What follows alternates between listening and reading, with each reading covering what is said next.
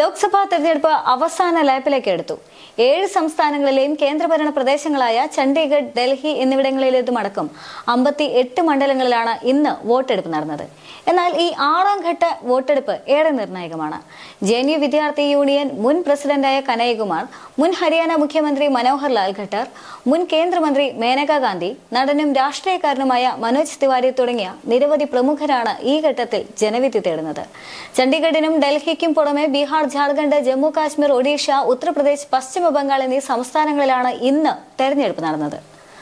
ഒഡീഷ സംസ്ഥാന നിയമസഭയിലേക്കുള്ള 42 നിയമസഭാ മണ്ഡലങ്ങളിലേക്കുള്ള വോട്ടെടുപ്പും നടന്നു.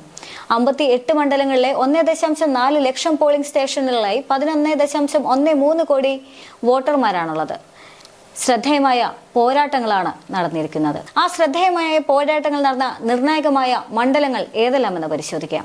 ആദ്യത്തേത് നോർത്ത് ഈസ്റ്റ് ഡൽഹിയാണ്. BJPയുടെ സിറ്റിംഗ് MPയും നടനുമായ മനോജ് തിവാരിക്കെതിരെയാണ് കനയ്യകുമാറിന്റെ പോരാട്ടം. അതുകൊണ്ട് തന്നെ അത് ഏറെ നിർണായകവുമാണ്. 6ാം ഘട്ടത്തിലെ ഏറ്റവും ശ്രദ്ധേയമായ മത്സരവും ഇതുതന്നെയാണ്.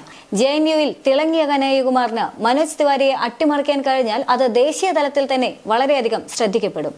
ആം ആദ്മി സഖ്യവും കോൺഗ്രസിന്റെ പ്രതീക്ഷ വർദ്ധിപ്പിക്കുന്നുണ്ട്. അതേസമയം തന്നെ കനയ്യകുമാറിന് ടിക്കറ്റ് നൽകിയാൽ കോൺഗ്രസിനുള്ളിൽ തന്നെ വലിയ തരത്തിലുള്ള പ്രശ്നങ്ങൾക്ക് ഇടയാക്കിയിട്ടുണ്ടായിരുന്നു. മണ്ഡലത്തിൽ മനോജ് തിവാരിക്കുള്ള സ്വാധീനമാണ് BJPയുടെ ആത്മവിശ്വാസം. അടുത്ത നിർണായകമായ ലോക്സഭാ മണ്ഡലമാണ് പുരി. ഒഡീഷയിലെ പുരിയിൽ ത്രികോണ മത്സരമാണ് നടക്കുന്നത്. BJPയുടെ അരൂപ് പട്നായിക്, കോൺഗ്രസിന്റെ ജയ് നാരായൺ പട്നായിക്, BJPയുടെ സംബിത് പത്ര എന്നിവരാണ് സ്ഥാനാർത്ഥികൾ. മുൻ മുംബൈ പോലീസ് കമ്മീഷണറായ അരൂപ് പട്നായിക് 2019 ഭുവനേശ്വറിൽ നിന്ന് മത്സരിച്ചെങ്കിലും BJPയുടെ അപരാജിത സാരംഗിയോട് പരാജയപ്പെട്ടു. 1998 ശേഷം BJD മാത്രം വിജയിച്ചു വരുന്ന മണ്ഡലമാണ് പുരിയെങ്കിലും കഴിഞ്ഞ തവണത്തെ വിജയം കേവലം 11,000 വോട്ടിനായിരുന്നു. BJP ആയിരുന്നു രണ്ടാമത്. മൂന്നാമത്തെ ലോക്സഭാ മണ്ഡലം കർണാളാണ്. കർഷകരുടെ പ്രതിഷേധം എത്രത്തോളം BJPയെ ബാധിക്കുമെന്നതിന്റെ വിധിയെഴുത്താവും കർണാലിലെ തെരഞ്ഞെടുപ്പ് വിധി. മുതിർന്ന നേതാവും മുൻ ഹരിയാന മുഖ്യമന്ത്രിയുമായ മനോഹർ ലാൽ ഖട്ടറാണ് ഇവിടെ മത്സരിക്കുന്നത്.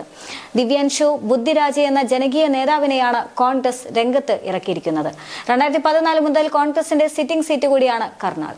അടുത്തത് ഏറെ നിർണായകമായ ന്യൂഡൽഹിയാണ്.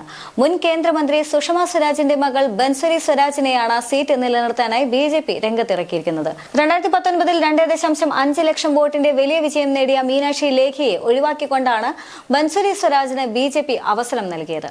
മുതിർന്ന നേതാവായ സോമനാഥ് ഭാരതിയാണ് ആം ആദ്മിയുടെ സ്ഥാനാർത്ഥി. അടുത്തത് സംബൽപൂർ മണ്ഡലമാണ്. ഒഡീഷയിലെ സംബൽപൂരിൽ കേന്ദ്രമന്ത്രി ധർമ്മേന്ദ്ര പ്രധാനും BJD സംഘടനാ സെക്രട്ടറിയും നവീൻ പട്നായിക്കിന്റെ വിശ്വസ്തനുമായ പ്രണബ് പ്രകാശ് തമ്മിലാണ് പോരാട്ടം. 2019 BJP വിജയിച്ച മണ്ഡലമാണ് ഇത് എങ്കിലും 9,000 വോട്ടുകളുടെ ഭൂരിപക്ഷം മാത്രമായിരുന്നു ലഭിച്ചത്. 2014 BJDയും 2009 കോൺഗ്രസും വിജയിച്ച മണ്ഡലം കൂടിയാണ് സംബൽപൂർ. 2024 ഈ ലോക്സഭാ തെരഞ്ഞെടുപ്പ് എല്ലാ മുന്നണികൾക്കും ഏറെ പ്രധാനം തന്നെയാണ്. പ്രത്യേകിച്ചും ഇന്ത്യ മുന്നണിയെ സംബന്ധിച്ചിടത്തോളം ഒരു ജീവൻ മരണ പോരാട്ടം തന്നെയാണ്. എന്നാൽ അതേസമയം തന്നെ BJPയെ സംബന്ധിച്ചിടത്തോളം ഒരു 3ാം ഘട്ടത്തിലേക്ക് കൂടി പ്രവേശിക്കാനാകുമോ എന്നുള്ള വലിയൊരു വിധി നിർണയം കൂടിയാണ്. അതുകൊണ്ട് തന്നെ ലോക്സഭാ തെരഞ്ഞെടുപ്പിന്റെ ഈ അവസാന ലാപ്പിലേക്ക് അടുക്കുമ്പോൾ ഏറെ നിർണായകമായ എല്ലാ മണ്ഡലങ്ങളും വിധി എഴുതി കഴിഞ്ഞു എന്ന് തന്നെ അനുമാനിക്കാം.